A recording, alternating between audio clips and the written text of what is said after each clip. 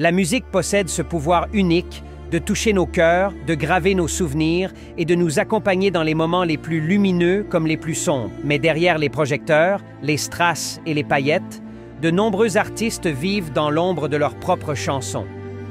Certains, adulés par le public, ont connu une fin tragique, marquée par la solitude, la douleur ou la précarité. Dans cette vidéo, nous rendons hommage à ces chanteurs français dont le talent immense et le succès n'ont pas suffi à conjurer un destin brisé. Voici leurs histoires, celles de voix inoubliables aux vies bouleversantes. Mike Brandt, né en 1947, devient une icône de la chanson française dans les années 70 grâce à des titres comme « Laisse-moi t'aimer » ou « Qui saura ». D'origine israélienne, il arrive en France sans maîtriser la langue, mais avec une voix exceptionnelle. Le succès est immédiat. Tubes, plateaux télévisés et tournées s'enchaînent. Pourtant, derrière son sourire médiatique, Mike cache un profond mal-être. Isolé, écrasé par la pression et rongé par une dépression sévère, il tente une première fois de mettre fin à ses jours.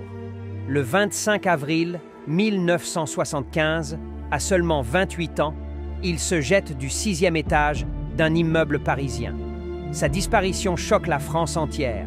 Mike Brandt, malgré sa célébrité fulgurante, s'éteint seul, incompris, laissant derrière lui une carrière météorique et l'empreinte d'un artiste au destin tragique. Fréhel, de son vrai nom Marguerite Boulch, Fréhel naît en 1889. Véritable légende de la chanson réaliste des années 30, elle incarne les douleurs du peuple avec des titres poignants comme « La Java bleue ». Sa voix grave, chargée d'émotions et ses interprétations bouleversantes la propulsent au sommet de la scène parisienne. Mais sa vie personnelle est un chaos permanent. Très tôt, elle sombre dans l'alcool et la drogue, enchaînant relations toxiques et périodes d'errance. Après la Seconde Guerre mondiale, le public l'oublie peu à peu. Fréhel vit alors dans la misère, recluse dans une modeste chambre d'hôtel à Pigalle. Elle s'éteint en 1951, seule, sans gloire ni lumière.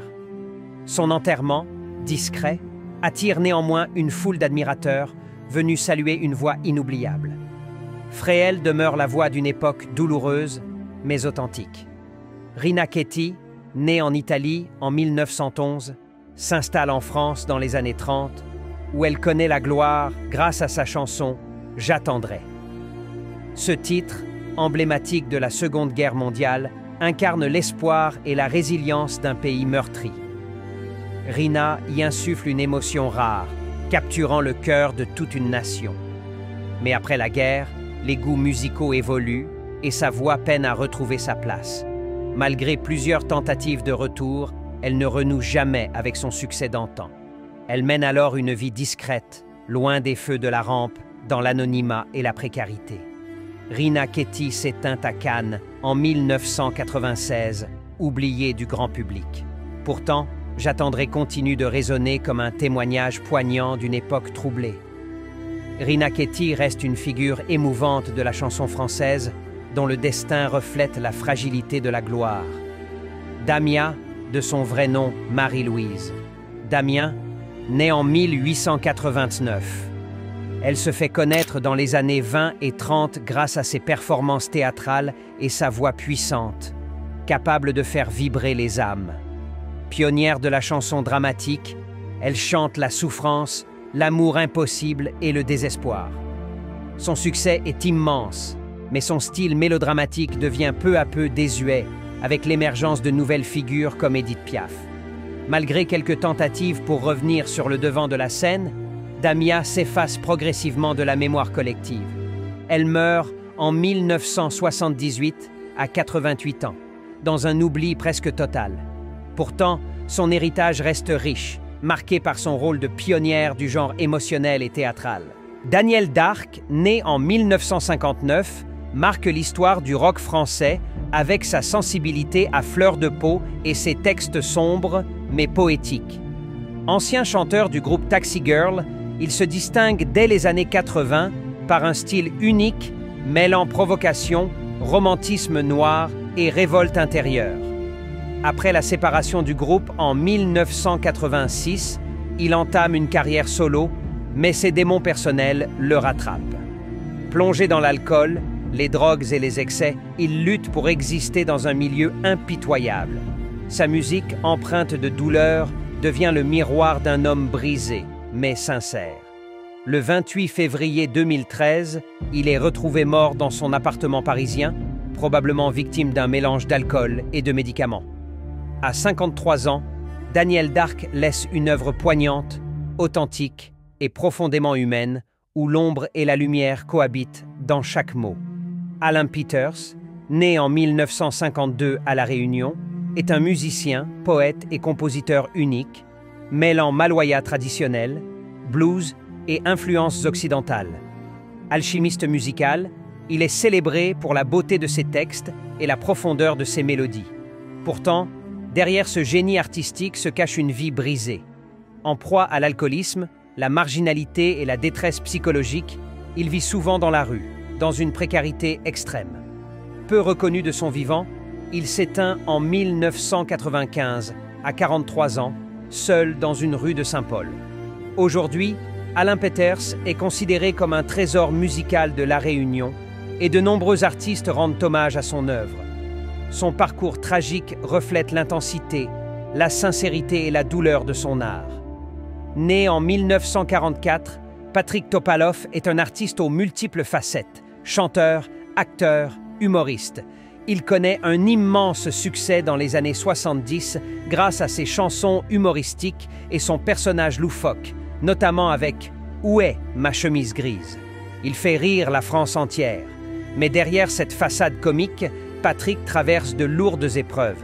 Ses problèmes financiers s'accumulent, le poussant à s'endetter lourdement. En 1995, il est même incarcéré pour dette.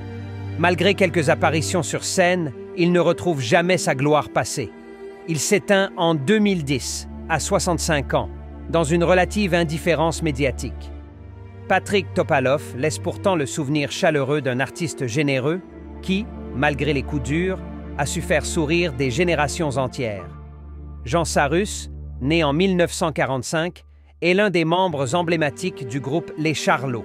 Avec ses comparses, il marque les années 70 par son humour décalé et ses mélodies entraînantes, tant au cinéma que dans la chanson. Le groupe connaît une popularité phénoménale, mais après leur séparation, Jean Sarus s'efface peu à peu des projecteurs. Peu sollicité, il vit loin des feux de la rampe. Sa mort en 2025, à 80 ans, passe presque inaperçue. Pourtant, il reste une figure incontournable de l'humour musical français, ayant apporté légèreté et rire à toute une génération. Ces artistes ont marqué l'histoire de la chanson française, chacun à leur manière. Leur talent, leur voix et leur passion continuent de résonner bien après leur départ. Pourtant, leur fin tragique nous rappelle que le succès ne rime pas toujours avec bonheur et que derrière les sourires se cachent parfois des blessures profondes.